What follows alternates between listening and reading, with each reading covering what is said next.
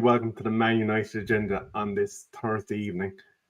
It's not going to be quite as fighty and as battly as the Coliseum yesterday. We do have the small matter of a preview show for them Scouser lot, the ones that have been the bane and heartache of our lives for the last couple of seasons. But more importantly, welcome back, Jay Motti. Thanks for having me on, lads. It's always a pleasure. It's been a little while. Glad to see you guys. Glad to see the channel still going strong. Yeah, man, it's one of them, innit? The Scouts is on the horizon. It's man, part of me, it's a weird one with the Scousers, right? Because part of me is like negative and worried, and oh my god, it's Liverpool, and I fear the worst. And you see what's happened over there in the past. We know we've had some horrible visits to Anfield, but then there's still that little bit of me that's deluded and thinks, you know what, we could do something here. Why? And that is just deluded. I know. I don't know. Do you know what I mean? I don't know what it is. I think I'm clutching at straws, right? I really am clutching at straws. But I think that, and forgive me if you can hear my dog in the background going a bit nuts. I think what it is Liverpool haven't been great, and I know we haven't, right? I get that. Liverpool haven't been great all season.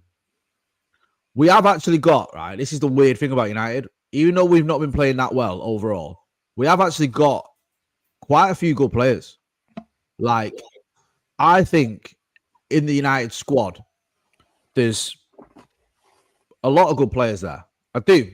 I think when you look at players like Lenny Yoro, when you look at players like Matthijs de Ligt, when you look at players like I like Mazraoui, like I think Mount's having a good season, Brian Mbumo, Benjamin Sesko started scoring, Ahmad I love. There's players there. There's match winners there. So it's not, for me, beyond the realms of possibility that United can get a result. I just think the issue is those players under this manager so far haven't really been doing it. And is Anfield the time or the place where it's going to kick on? I'm not so sure. You mentioned all of those names, Jane. You didn't mention a central midfielder. Well, that's a good point. I would have mentioned Bruno. I like Bruno. I've always liked Bruno. I think the issue I've got is I would have mentioned Kobbie Mainoo because I love Kobbie Mainoo and I think he's a very good player. But is he going to play at Anfield? I don't think he will. So you're right. I didn't mention the midfield. I know it was an accident not to mention Bruno because I usually mention him. But earlier in the season, I would have mentioned Kobbie Mainoo definitely. But it's pointless mentioning him now because he isn't going to start. Let me just get my dog. Sorry, one second. Cool. No worries.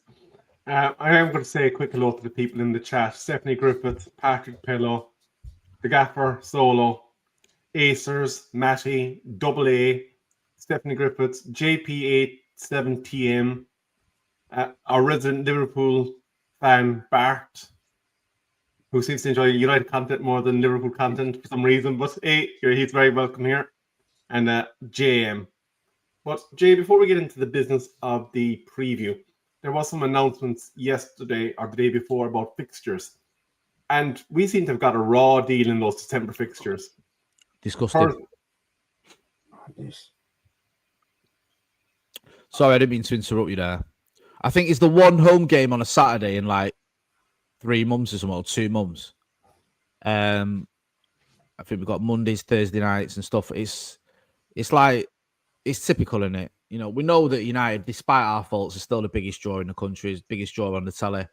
So we're just being shafted there with a few kickoff times that are unfavourable, shall we say. So yeah, it is really annoying. It just really is. Yeah, a trip to Wolves on a Monday, coming back and having to come back from there, that's just madness.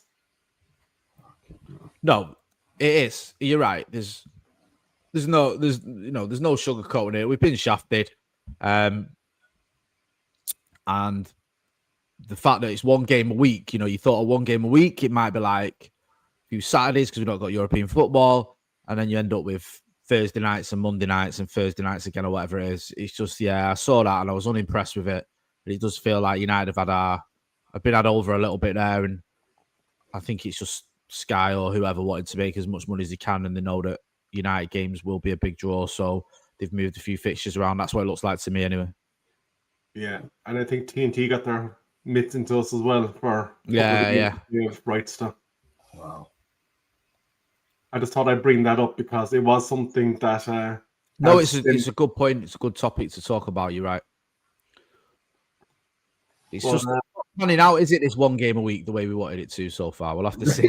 yeah. You know what I mean? It's like we've got one game a week. It hasn't improved our form. We're out of the Carabao, so that's still one game a week. And now you think, well, at least it's weekend kickoffs, and then it's like, nah, you can have Monday nights and Thursday nights. You're like, Jesus wept, what's going on here, man? Do you know what I mean? We may as well have, well, not say we may as well have because we wanted to, but we may as well be in a cup competition because we ain't getting these one game a week weekend games. It's still up in the, all of arse over tit on where it is. So yeah, it's annoying, but it is what it is, isn't it? With this one game a week as well. Sorry. Yeah. It is like it's still like you say that it's not as like loads of fixtures. It's just the nature of those fixtures. Obviously, the fixtures you're still going to play 38 games in a league calendar. It's just having games where people have got to travel, people have got to be up late, people aren't going to get home till like 3-4 in the morning. It ain't great. Very true. I suppose we better get into meeting the sandwich, and as is now tradition, we start with Ref Watch, and he's a man that's very familiar to Manchester United fans. And this season, he's kind of been sticking up with yellow cards and one red card or 2 red cards, and one. And he's given away a few penalties. But I suppose what kind of sticks in the craw for us, Jay, is when Michael Oliver gave Diego Dalot one of the most farcical double yellows that we've ever seen in Premier League football. Yeah, that was a disgrace because it was obvious to me that Michael Oliver lost his head. He got rattled because Dalot, if you look at what Dalot did, it wasn't as though Dalot had dissent, got a yellow, and then carried it on for another few minutes and then got another yellow. It was like Dalot reacted to the free kick, got a yellow for the reaction, and was still doing the same reaction when he got the second yellow. Yeah. It wasn't even, you look at the whole continuous thing that happened, the reaction lasts about 10 seconds. And within those 10 seconds, he's got 2 yellow cards. Now, the annoying thing about that is Michael Oliver lost his head for me. He got rattled, he got annoyed, and he reacted. You shouldn't be doing that. You shouldn't, as a referee, be letting your emotions get the better of you. If you do that, you shouldn't be refereeing the game between Liverpool and Manchester United. What annoyed me, right, about that was a few weeks later, I was watching Aston Villa playing. I can't remember who were playing. I think it might be Villa Spurs, or I might be getting it wrong. But Michael Oliver's referee. John McGinn gets a free kick, gives away a free kick, goes berserk in Michael Oliver's face. Like, as clear as the day is long. All this. Clearly swearing at him, clearly calling him names, doesn't get a yellow. So it's that inconsistency. And it's not just that with Michael Oliver. If you go back even further, you remember that there was a time when we played City, the Etihad, where Joe Hart stuck his face in Michael Oliver, didn't get a yellow card, didn't get anything. You remember as well that Michael Oliver was the VAR official for Erik ten Hag's last game. Now, you can argue that with some justification, I think you guys have on the channel before, that Erik ten Hag was a dead man walking well before that game at the London Stadium. However, 2 things can be true.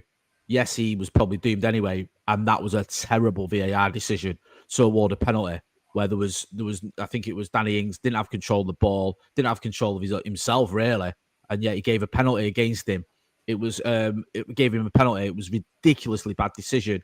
You also have the fact that Michael Oliver is a brazen Newcastle fan. He's been pictured in Newcastle shirts. Loads of Newcastle fans know him, know he's a Newcastle fan.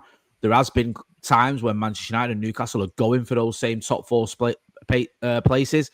You've also got the added thing as well, where he does these games in the Middle East where he's paid by basically Manchester City. The people that own Manchester City pay him lots and lots of money to go and ref games in the Middle East. How is not all this not a conflict of interest?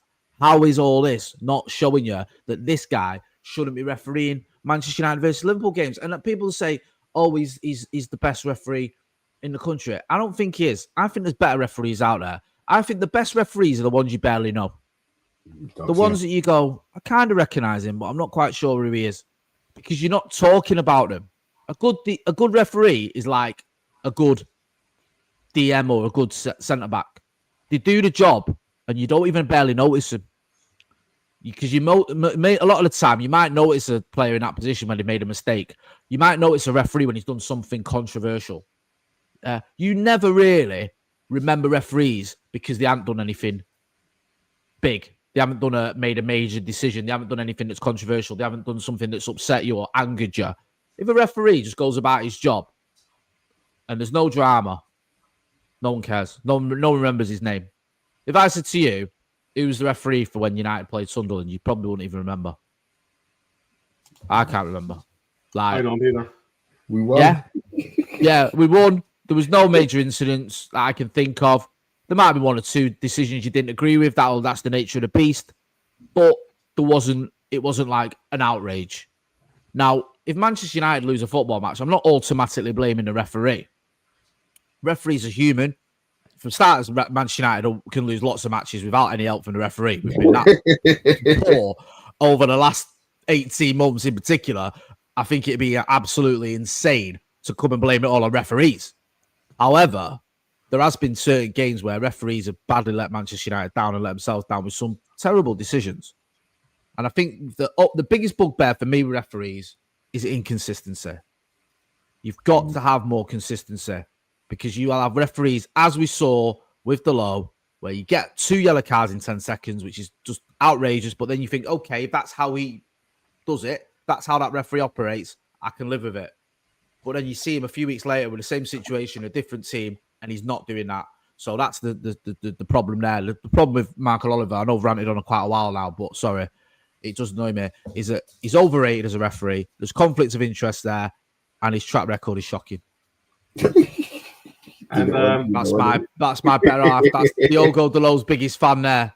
Hey, she'd have said it was out of order. If Dalot had walked over to someone and chinned him, she'd have said he shouldn't have got a red card, let alone for what he got a yellow card for. She loves Dalot. I was just going to say she's agreeing with you in a way. She's Dalot's biggest fan, bro. The question is, though, Jay, when we look at referees and the caliber referee that we have in the Premier League, there seems to be more people that are getting known for the 3-card trick, as a certain Mr. Pole was known for back in the day. We seem to have more controversial refs now than refs that are going under the radar and are just doing their jobs. Yeah, I mean, look, I've been at Old Trafford, right, where the refs, as he's come down the tunnel at half time or sometimes at full time, has got booed. And I've even thought to myself, I don't know why we're booing him. He hasn't done nothing wrong. Like, sometimes refs will just get stick because the game's not great, or there's one decision that you don't agree with that sticks in people's memories or whatever. Like, I get it. There's naturally fans don't tend to like referees. I think for me, the biggest sort of problem now you've got with refs, and I've been saying this for a little while, is that you're in this sort of weird situation with VAR where a lot of refs aren't making decisions because they're thinking VAR will get that. Like, I'll leave it to VAR. Like, where they would have gone, that's a penalty or that's a foul or that's a whatever. They'll go, leave it to VAR, that one. And then VAR are going, well, the ref can't give it. Is it a clear and obvious error? So there's that sort of weird situation. Now, because of VAR, we now expect everything to be perfect. And I will go back to the Arsenal game at the beginning of the season, right? I will die on this hill and I will never shut up about it. That is a clear penalty on Matheus Cunha from William Saliba. There is no debate. There's no, was it or not? He takes him out. He doesn't get the ball. It's in the box. It's a foul. It's a foul as sure as anything I've ever seen in my life. Now, the referee might miss that and you go, fine, the referee missed it. Yeah, he's only human. There's a lot going on. It's a bit daft that he has missed it because it's a big incident and he should be looking at where the passenger play is and where the ball is and whatnot. But he's missed whatever. But VAR should be picking that up and going, yeah, you won't have a look at that because there's a foul there you've missed. But we don't get that. We get, well, the ref's not give it. So is it clear and obvious he might have seen it and just decided in the foul, all right, we'll leave it. That's the problem you got with VAR, is that VAR now has raised the expectations, but in many instances, it hasn't raised the quality of refereeing. So now we're expecting things to be better. And in many instances, they're just getting worse because now you've not got the excuse of I haven't seen it, because you've got someone sat there with the same cameras we've got or the same footage we've got at home when we're watching it at home or wherever, seeing the same things we're seeing where you go, well, that's a foul, and not giving it. And that's a great point as well from Stephanie Griffith. It takes too long. How many times have you been watching a match and a goal's gone in, and you don't celebrate as much as you should because you think VAR are going to pull this back, or you do celebrate, and then you've got to wait 5 minutes to find out if it is actually a goal. I always go back to 99. Can you imagine Teddy gets the equaliser and we have to wait for 10 minutes while VAR decides whether he's offside or not? Can you imagine? And everyone's got, the sort of the excitement and the tempo just cools down because we're waiting for so long and there's a frustration and getting all the lines and it's automatic offsides, which we might be dead quick, but still aren't. And then we say, oh, it's onside, and then we carry on. Would we have got that winner from Ollie if we'd have had to wait 5 minutes? I don't know. I'm obviously exaggerating a point to make a point, but you get the idea. It kills the momentum and it kills some of the excitement of football. And it's just not made life better. And when you've got referees that aren't doing the job as well as he should do, and you've got VAR that isn't willing to contest with him or, argue with him at times, or is missing things, it's just ruining the fan experience. It really is. Whether you're in the stadium or out of the stadium, it's just not a good look. Absolutely. And as Colin points out, there's a bit of a boys' club there as well with the referees because they're kind of thinking maybe Jay's going to be in the VAR room next week. I better agree with his decision. Do you know what? Mike Dean said it, didn't it? Was it Mike Dean? Sorry, I might be mixing up my referees. There was a referee who got interviewed. It was either Mike Dean or it might Mark Clattenburg. I know they don't look like each other, but there's a referee who basically said he knew the referee got it wrong. He was on VAR, but he didn't call him to the monitor because he didn't want him to get a load of grief from the fans. Yeah. I can't remember. If anyone in the chat remembers who it was, but he basically said, I knew he got that one wrong. But I knew if I called him to the monitor, the fans are going to be on him because they're going to say you got it. Even though he could go to VAR and give the right decision, it's going to cause him more ag. So I'll just leave it. Right. How is that fair? How is that right? You're literally not doing your job. Absolutely. I think we'll be forever frustrated with VAR. I'm not sure will they ever get it right in the Premier League football. But I suppose we'll move along and we'll start with the head-to-head. Now, myself and Mr. B were looking at this about a half an hour ago, and we have struggled to score in Anfield in the last 5 occasions we visited. We've got 0 goals there, Jay. It's good now. What? So when's the last time we scored at Anfield? It's before 2018. See, someone was saying this the other day, right, about the game. When was it? And I thought I was wrong. Like, it was saying, yeah. So, sorry. I'm just having a look now. So, obviously, you've got the thing there. Yeah, I thought it'd been a while. Yeah, we haven't scored at Anfield since what, 2018? 2018. In the Premier League, at least. I didn't include cup games, but it's a long time since we scored in the league there. Well, we scored 2 last season, yeah, as people are pointing out. Jesus, so we scored 2 last season there. We should have won it. Other than that, though, I think you have to go back, other than the 2-2 to 2018 is probably what you're getting at, if that's right. Yeah, exactly. So the overall record isn't great at Anfield in terms of goals. That's an understatement. I think we scored 3 goals there in like 8 years or something. And I think the last time we won there was 2016, was it? Wayne Rooney. So, I mean, when did Wayne Rooney leave United for starters? That says a lot. Like the record at Anfield is abysmal, and if we don't win this time, it'll be 10 years at least, because obviously we can't play before 2026 at Anfield again, or less. Well, yeah, we can't. So, 10 years without a win at Anfield would be disastrous. I mean, even when United were winning everything and Liverpool was struggling, they could still get the odd result at Old Trafford. But United have just been very poor at Anfield. The only sort of positive, if you can call it a positive, I can say, is I think we've drawn the last 2 games there. I think it was 0-0, 1-8, and 2-2. So that's not terrible, but it's not time to get the bunting out, is it? We drew at Anfield twice. We need a result, man. The funny thing is, I'm going to slightly contradict myself here. If we got a draw this time round, I think a lot of people will be celebrating that, because it'll be like, look, we got a draw. We've been shocking. They've until recently been doing well. and they're the reigning champion, so it's not the end of the world getting a draw at Anfield, especially for a manager who's under a bit of pressure. So I actually think a draw wouldn't be a bad result at all this time round. Yeah, and just to bring up the league table, because we tend to do that, it's not really that significant at this early stage of the season, but we both had 3 wins and 2 losses in our last 5.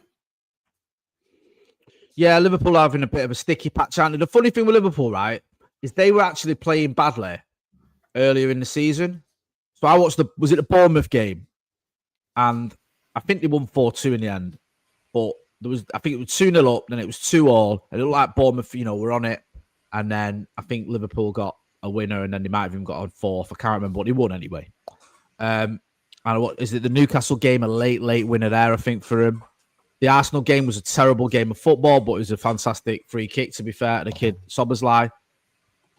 But they haven't been playing that well. And then all of a sudden, they lost to Galatasaray, they lost to Crystal Palace, they lost to Chelsea.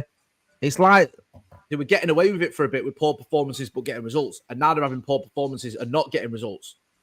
And you could argue that the international break kind of came at the right time for them because it gives them a chance to go, hang on a minute, let's just reset, get our act together, and, we can sort ourselves out. And for United, I mean, I'd hardly call 1 win momentum, but it kind of is for us, isn't it?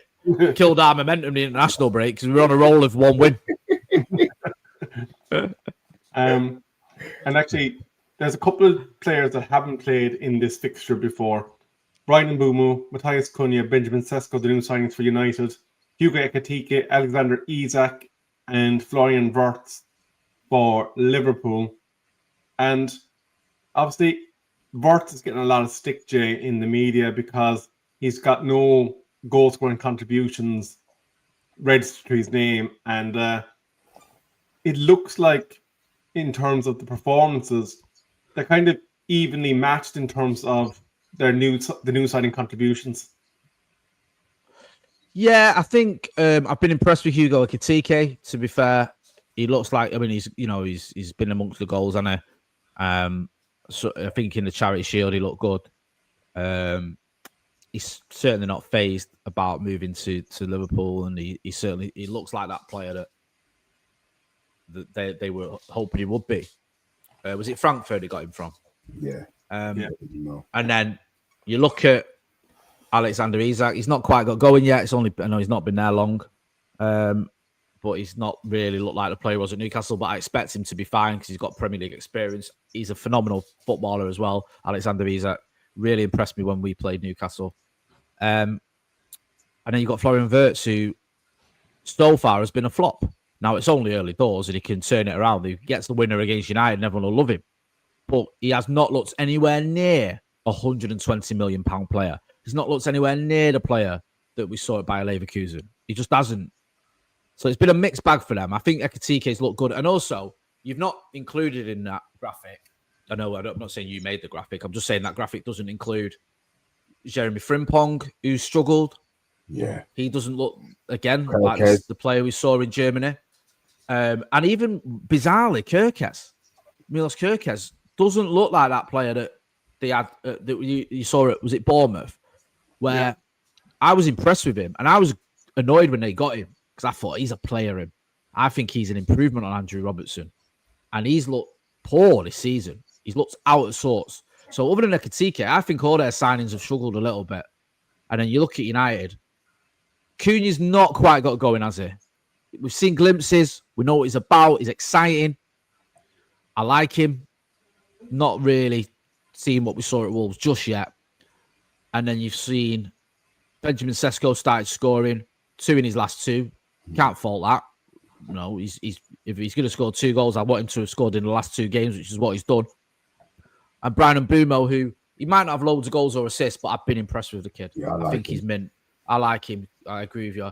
And it's not just because he's got a beard as good as yours. It's because when he gets the ball, he's the type of player that you used to take for granted at United. When he gets the ball, he's got one thing on his mind. Get it forward. Make things happen. And not just in a Alejandro Garnacho, get your head down and run way, but who can I bring in?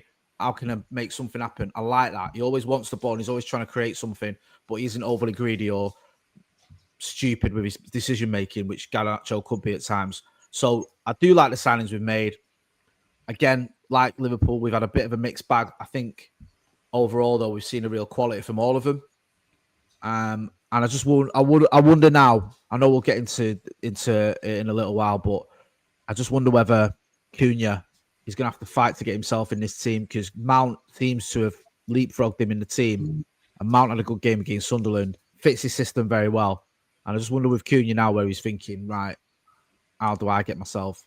I know it's only one game, but I do feel like I would expect Mason Mount to keep his place for the game at Anfield. Absolutely. Now, I will preface this now. I did grab a Liverpool expected 11 from a Liverpool fan on Twitter, because I'm not going to deep dive who I think Arnie Slot's going to put up. But obviously, they've got the new goalkeeper with Alisson out injured. Bradley, they're expecting to start on the right-hand side. Van Dijk, Konate, who's been absolute cheeks this year, Konate. Yeah. Kirkes, there's questions over Gravenbach and whether he's going to be injured or not. Yeah, because Gravenberch came back early, didn't he? So they worried about him. Szoboszlai, he's obviously been fantastic as of late, and he was thanking Trent Alexander-Arnold for giving him the free kicks by buggering off. And then Salah, Wirtz, Gakpo, and Ekitike. And I'd be wondering what this Liverpool fan was thinking, because they're leaving, was it £100 million Isak sitting on the bench twiddling his thumbs? So I'd be curious to see who pays the price for the expensive signings. But Jay, the person I want to ask you about is Cody Gakpo. He seems to be the tormentor in chief for Liverpool at the moment. He's ranked first in chances created in open play, first in chances created, first in line breaks, first in touches in the box, first in expected assists, first in shots. And even in the Premier League, he's ranking top 5, 6 in all those categories. Yeah, it's weird because in many ways, I thought Gakpo might be the one that makes way, because Isaac might start, Ekitike starts, Wirtz starts.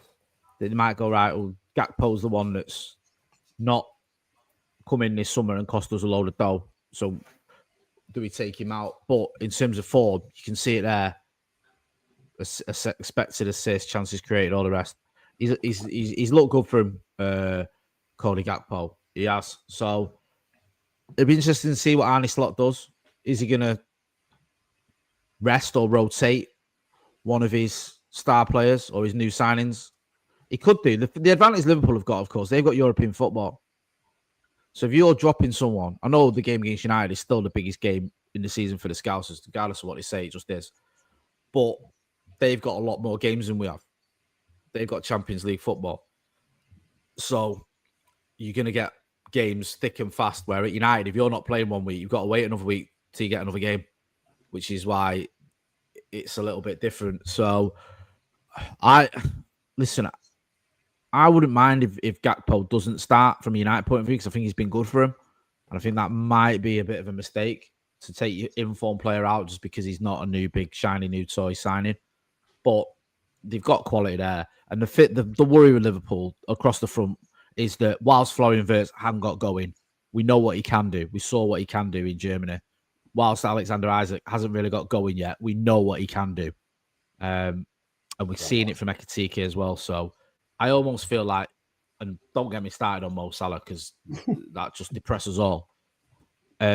You know, they've got good options. There's not really one there where you go, can't believe he's playing. He's crap. I wish there was. But there isn't. And whilst they've not quite hit the form that they had last season, some of these players in their other clubs, they're still capable of producing moments of magic. Absolutely. Chat Sports is suggesting that Trent leaving hasn't been great for Salah. They had a good understanding. Although you would question whether or not defensively it's probably better that Trent isn't there, because they were both very attack-minded. I mean, it's a weird one with Salah, because I say this almost every year. Is this going to be the season where he tails off, where he drops off? Because he's a 33-year-old winger, is he? And ever since he turned 30, I think we've all been looking at it going, okay, usually when wingers get to 30, I know he's not a winger like a Ryan Giggs style, with chalk on his boots, but he's an inverted winger or whatever you want to call him. Usually when they get into the 30s, they're not as prolific if it's a goal scoring player like Mohamed Salah, but he's not. And last season he was probably as good as he's ever been, and he helped them win the title. They wouldn't have got anywhere near a title without his goals. And I feel like a lot of these signings, although they're not players that necessarily play Mohamed Salah's position, I feel like Liverpool have gone, look, we can't wait on it. He's not going to be around forever. We need to go out and get some other attackers who can score goals. Because a lot of clubs would have gone, right, Ekitike, Wirtz, let's leave it at that. But they didn't. They went, no, let's get Alexander Isak as well for 100 million. So they're obviously sort of planning for a post-Mohamed Salah Liverpool side. I just hope that, I hope that both him and Van Dijk are coming towards the end. I hope this is them sort of, I hope this is their Rio Ferdinand at QPR. Yeah. Absolutely. I suppose defensively speaking, they're probably there to be got at. And I suppose before we talk about United, it was my turn to predict the 11. So we're going to throw this up here. Let's see it, Rebel. So obviously I've gone with Lamins in goal. He's better than Bandier already from what we've seen, but it's only one game. Then I'm going with the Rolls Royce Yarrow. Can't compare with that one. I won't disagree with you there. Matthias de Ligt, I think it speaks for itself. He's the anchor in the middle at the moment of that back three, so he has to get in there. And because Martinez is missing, I think we're stuck with playing Luke Shaw there, even though I don't think he's been great this season. Dorgu is going to start on the wing. And then on the other wing, it's going to be Diego Dallo. I think we're definitely short of options there, and I would like to see maybe Leon getting a chance at some point.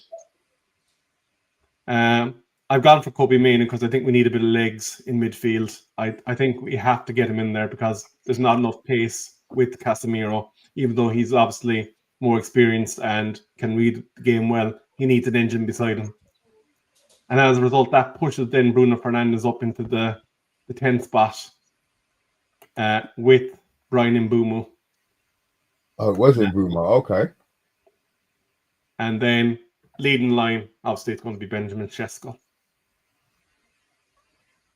You know what? I could live with that team, I could live with that team, but I don't think that'll be the team we see. And I'll tell you why. I don't think he's going to start Kobe Mainoo. I just don't. I think if he was going to start Kobe Mainoo, he'd have done it by now. I know he started him against Grimms, but he hadn't had the Premier League start, and I don't think he's going to go, right, you're in at Anfield. I think he'll stick to what he's been doing. I also don't think he'll drop Mason Mount.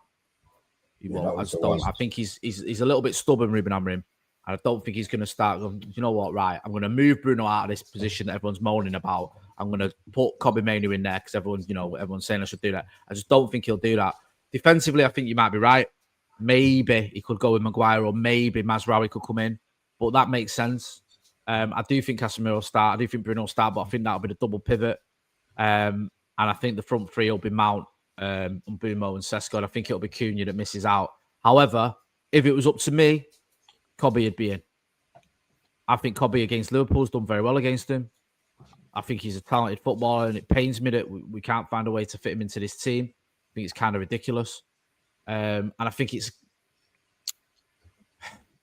a bit square pegs in round holes with Bruno in the deeper role. You're asking too much of Casemiro when you've got Bruno next to him, because Bruno isn't as disciplined in that role. He doesn't stay just in the midfield. He pushes forward, and that obviously at times leaves Casemiro on his own, and he's overexposed. The one positive when Mason Mount starts is that Mason Mount does drop back a lot and helps out in midfield, and he's energetic. But yeah, I worry about that midfield, the midfield that we have, that we'll choose, how we're going to cope against a midfield that's not amazing. I think, is it Szoboszlai, McAllister, and Gravenberch? They're good players, but they're not like this array of midfield talent. I think Liverpool's strength isn't necessarily in their midfield. I think their strength last season was the defenders they had and the attackers they had. But I just think, I just think it might be a bit difficult if you've got that double pivot that we rely on, and one of them is Bruno, who likes to push forward, and the other one is a 33-year-old whose legs aren't what they used to be. Do And you blame Bruno for that? For him not being able to, or do you blame Amorim? I think Amorim is the one who's made this decision. I think it's on the manager. I do think that there's an argument that maybe Bruno could be a little bit better at adapting because he's talented enough, Bruno, to be able to adapt to almost any midfield position. I mean, you're not asking him to play in goal. You're asking a player that plays in a 10 to play in a 6. It's not that outrageous. And at times, he's more like an 8. But it's not ideal. And I think as a 10, Bruno is fantastic. And I think as a deeper midfielder, as a 6, he's okay. He's all right. We see glimpses, but you lose a little bit of something from him. So, in answer to your question, Mr. B, if I was to do it like a equation, I blame Bruno about 30% and I blame Amorim about 70% because I think ultimately the manager should look at it and go, not quite the one for that one. It's just a bit weird, isn't it? Because we seem to have this sort of abundance of number 10s. Ahmad can play there. Bumo can play there. Mount can play there. Cunha can play there. Bruno can play there. You've got 5 number 10s. And yet we haven't really got any number 6s that are at the level that we need. Like Casemiro, he's 33. Like I said, his legs aren't what they are. Ugarte, if I'm being kind, the jury's out. If I'm being unkind, he's not good enough. Mainu, is he a 6? He can work there, but he needs someone alongside him who's got legs, and we haven't got that. So it's a bit baffling what the United's transfer ideas were this summer. It was a little bit like, I don't know. I think part of the problem, if you can call it a problem, was there was maybe an expectation that Mount wouldn't be as effective and as fit as he has been. Because Mason Mount's not a player you can rely on, is he really? Over the last 2 years, he's been injured almost constantly. But now he's not been. Now he's sort of showing signs of fitness that we saw when he went back from Derby to Chelsea. So yeah, it's just a really weird situation we find ourselves in where I look at those number 10s and I go, Bruno, mint. Bumo, mint. Cunha, mint. Ahmad, mint. Mount, mint. You've got all these number 10s that are class. And yet you're looking at the midfield and you're going, but the midfield looks fucked. It's weird. Can you just say that again for Mr. V? Because I'm blue in the face from telling him this. Get lost, Rebel. Get lost, Rebel. It's strange though, isn't it? When you look at like the makeup of the team and the fact that you've got someone like Cunha who costs 62 million who probably won't start at Anfield. You've got Ahmad who probably, when he played in number 10 last season was fantastic. Probably won't start at Anfield. Certainly won't start. I'd be surprised if he started as a number 10. He might start as a wing back, but he might not start at all. It's just strange, isn't it? I find it. Oh, you got Bruno, who's an amazing number 10 and has been literally the most effective number 10 in Europe for the last 5 years, and you've got him playing as a 6. It's just weird. There was one interesting question from Double A. He's saying, Cass being in Korea and Japan, could that affect him starting? Could that necessitate a recall for Ugarte? Well, he did mention Ugarte, I'm adding that part. I mean, it might do. Ugarte started at the Etihad, didn't he? I know Casemiro did as well, I think. Oh, I can't remember. I can't remember how that, the makeup of that midfield. I think it was Ugarte and Bruno, wasn't it? So he has picked Ugarte for big games before. So yeah, maybe he does that. Maybe brings in Manu Ugarte and Casemiro is rested. I don't know, man. I just feel like we could do with that extra body in midfield. I really do. Yeah. As Mr. B always keeps telling me, he's not going to change his system and he's not going to put 3 people in midfield. No. I agree. I don't think he will. I think you're right, Mr. B. I don't think he'll move Bruno out of that one of those 2 pivots, and I don't think he'll play 3 midfield, and I don't think he'll change his system. I think he's going to die on this hill. Literally, he will get sacked on this hill if he has to. I want to ask a question, Jay, actually. Sorry, Mr. B, go ahead. Yeah, sorry. It's just obviously about the Bruno situation. Obviously, Ruben talks a lot. I think he's quite honest in the questions when people ask him questions. And obviously, we all want Kobe to play. I just want to think about your opinion, the fact that he said Kobe is Bruno's rival for the position, and the fact that he's just never going to get a start. One, Bruno doesn't get injured. Bruno doesn't get dropped. I know one of the games he came on for him on 70, maybe 75 minutes, and I know Yabba was saying, "Oh, it's good because he's been given the 15 minutes." But it's not really a fair fight in regards to what Hobby's doing. You know, you see him on social media. You know, they have their training sessions and their one-on-ones. But throughout the summer, he looked like he was working hard with Euro. To be fair, he doesn't strike me as one of those players who is going to kick up a stink. But it must get to a point where you just feel that it's not even worth. I don't need to become demotivated at Manchester United, and I can see it getting to the stage where he just becomes totally demotivated and says, "You know what, I'm done." Yeah, it's weird, isn't it? Because with Kobe Mainoo, you look at it, you go, right, you're 20 years old, and you've got a 33-year-old in front of you, or in Casemiro. I know I'll get to the Bruno point in a minute, but you go, look, Casemiro's 33. You guys, we don't know what's going to happen with him. Bruno's in his 30s. There's the possibility that you could be here for the next 10, 15 years. These guys won't be. So if you stick around, you could get back into this team and be the long-term option. But like you mentioned there, the managers came out of this weird, almost odd statement, because he kind of contradicted himself a little bit as well, where he said Mainoo, Mainoo is an option, a backup to Bruno almost, or it's Bruno or Mainoo. And then later on, he sort of said, well, they can play together. And we've seen them play together, so we know they can. But he did mention it twice in two separate press conferences, this idea that Kobe Mainoo and Bruno, Kobe Mainoo getting aside when Bruno's not available, or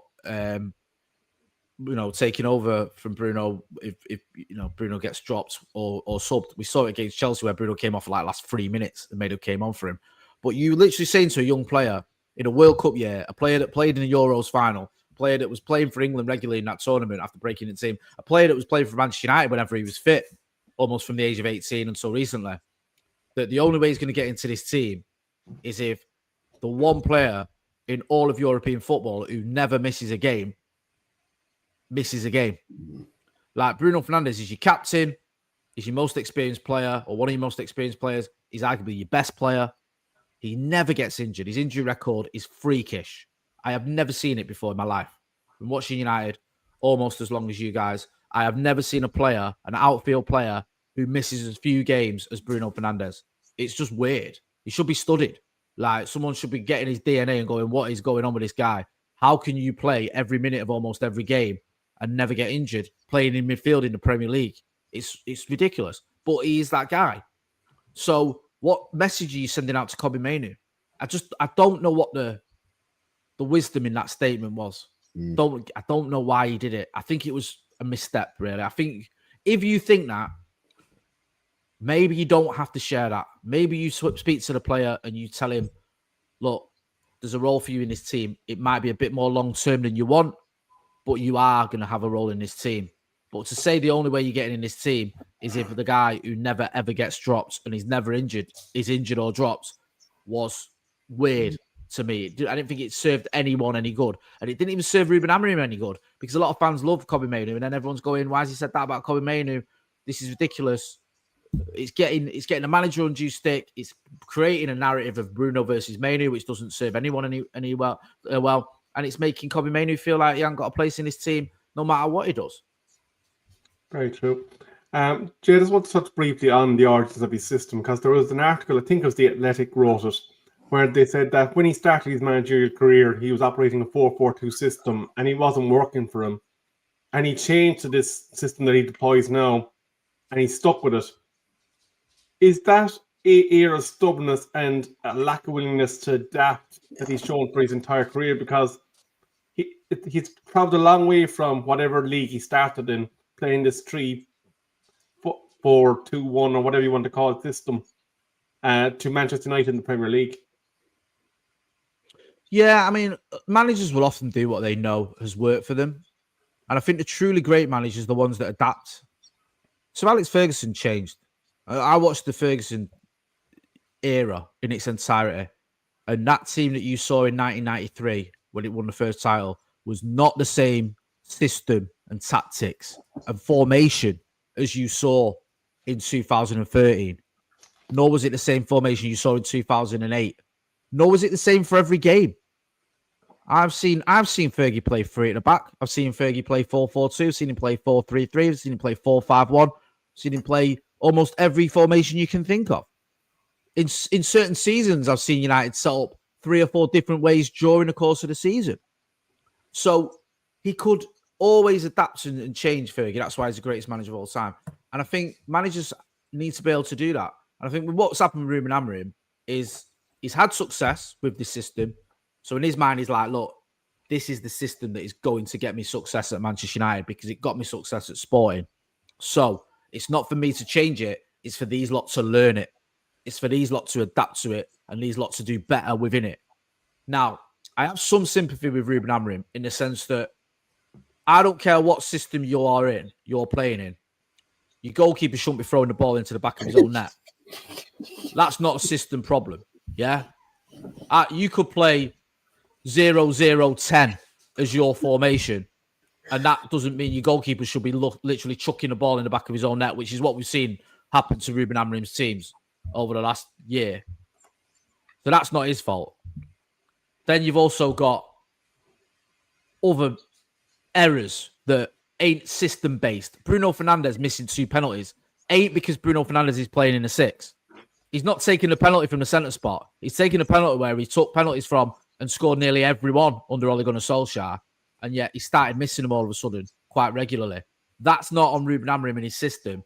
That's a player not doing what they should be doing. So I do have some sympathy because it's not all about the system, but some of it is. Some of it is. Some of it you can see there's a gap in midfield. You're getting overrun. And the biggest gripe I've got with Ruben Amorim isn't even necessarily about the system. It's this constant moving people about in the middle of a game. Constant confusing people. Look, I don't want to disparage footballers, right? I know a few footballers and I know a lot of ex-players and the good lads or whatever. But a lot of footballers, they're not geniuses. They're not the brightest sparks. You give them simple instructions, they'll follow him and they'll do them very well. But if you're telling a player, go out and do this, and then 5 minutes later you're telling, go and do that. And then 5 minutes after that, you're saying, right, move over there now. And you're telling a winger, right, you're not a winger today, you're a wing back. Actually, no, you can go just play off the striker. Actually, 5 minutes later, I need you in midfield. It's confusing. And you saw it against Brentford, where at one point, I think you had Mason Mount at left wing back, Brian Mbeumo at right, or in centre mid. You had Kobe Mainoo as your tech. It was a mess. It was like, what is going on here?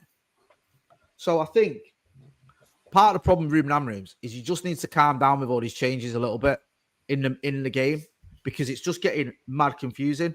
And I think we're seeing some weird substitutions and stuff and changes where it's like, right, I'm going to change both 2 of my centre backs now, which is one of his go-to sort of say, right, I'm going to put this guy at wing back. I'm going to put this guy at centre back. And it's like, it gets a little bit confusing. As a fan watching it, I get confused. If you say to me halfway through the second half, where's he playing? I might be like, well, he was one of the 10s, but I think he's gone to the 6. Oh, hang on a minute. No, now he's gone to wing back. I mean, you look at the Grimsby game. I think for the Grimsby game, which we lost, you had Mason Mount as a left wing back. He's a lot of things, but he ain't a left wing back.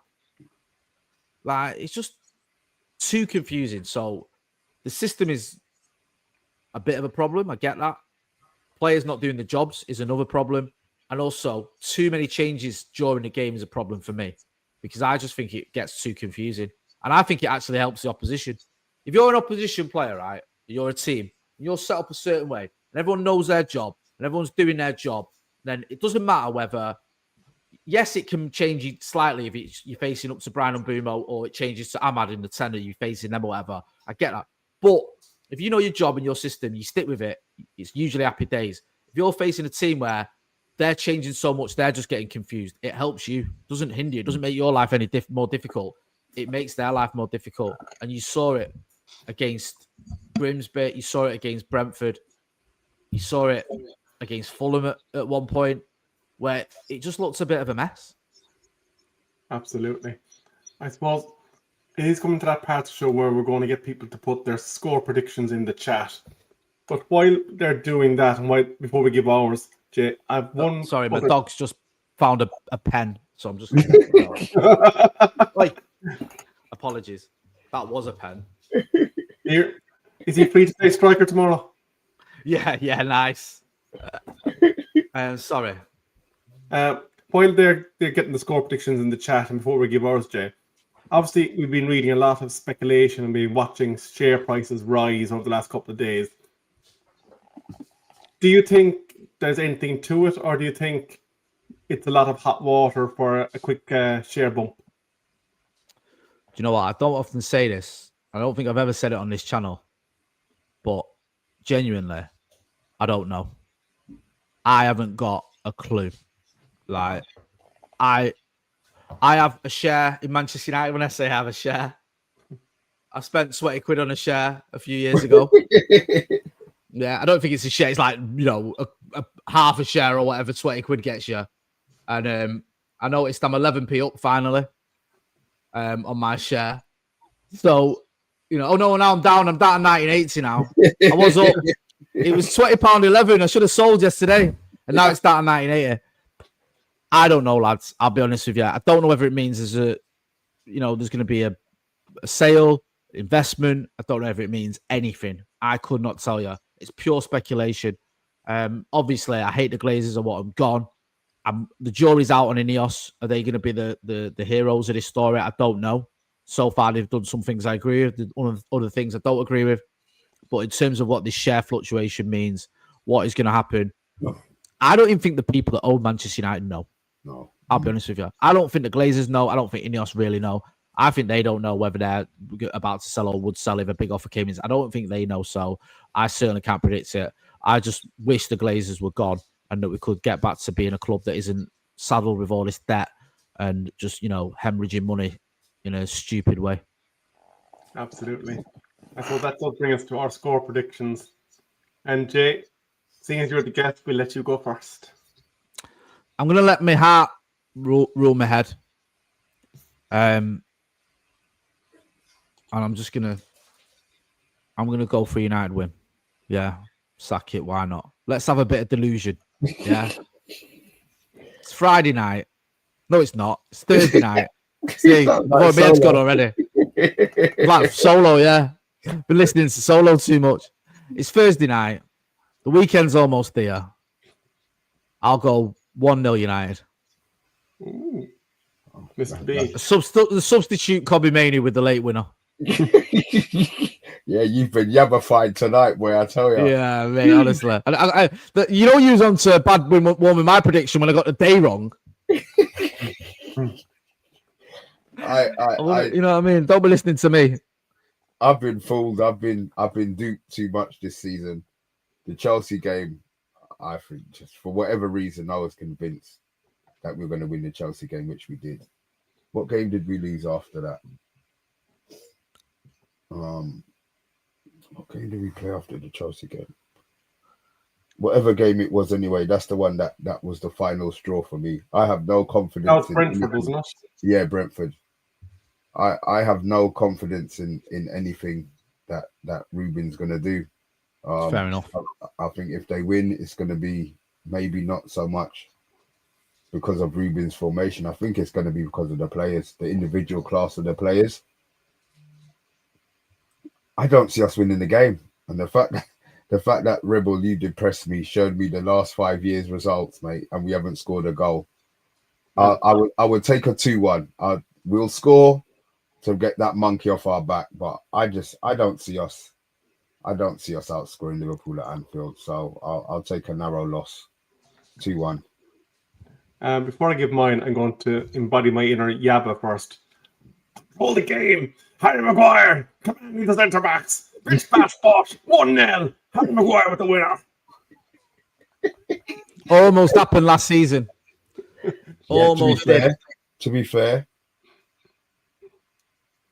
you gone 1-0. Have you really gone 1-0, Rebel? No, that's Yabba's prediction. Oh, gonna say, bloody hell. And my prediction, I don't think we're keeping a clean sheet. I don't think they're keeping a clean sheet. Kirkes and Canati are there to be got at. 1-1. Benjamin Sesko for us and Ikatika for them. I would love Sesko to score again. just to continue Yeah, I like that. just to continue that run. I want Sesko. I want him to score. He changed. You could see he looked like a different animal after that first goal went in. So I want him to carry on now. Yeah, that'd be nice, wouldn't it? Get a bit of a run going. Yeah, Happy days. A striker who who people fear. He's never going to be, Haaland, but we're playing teams and they're saying, "Oh shit, Sesko's starting." That's what I want to hear from opposition. Oh shit, Sesko's starting. Then he's doing a good job. Nah, definitely, man. That's it. And we're seeing signs out. We're seeing signs with him, like you say, 2 in his last 2, and you can see him on the ball. How good he is. There's a player there. He's very, very good in the air. I think he's finding his feet at Manchester United, and long may it continue. Absolutely. I suppose that is bringing us to the end of the previous show. But Jay, as always, thanks for coming on. But you need to let people know where to find you. Yeah, you know where to find me. Always in Stretford Paddock every day. Talk about Manchester United, obviously. So, yeah, if you get the chance, check us out. But look, you probably know a lot of people. I did a community post. A lot of people may have come over from Stretford Paddock today who are watching this. So if you have done, make sure you subscribe to these guys. Doing really good stuff. I've always enjoyed coming on this channel.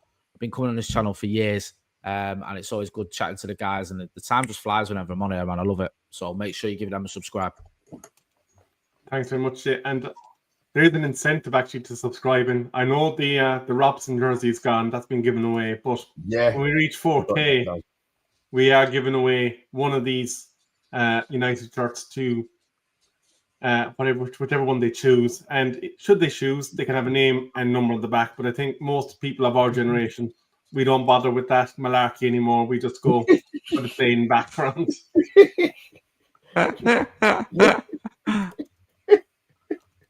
You said malarkey. I haven't heard that word in years.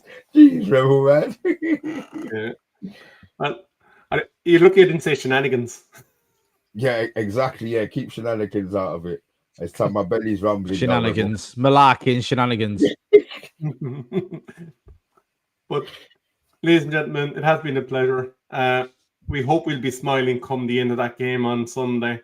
But as always, we have been the Man United Agenda. We'll be back tomorrow with the Premier League Mix Zone, hosted by Mr. B. But for us, it's a good night.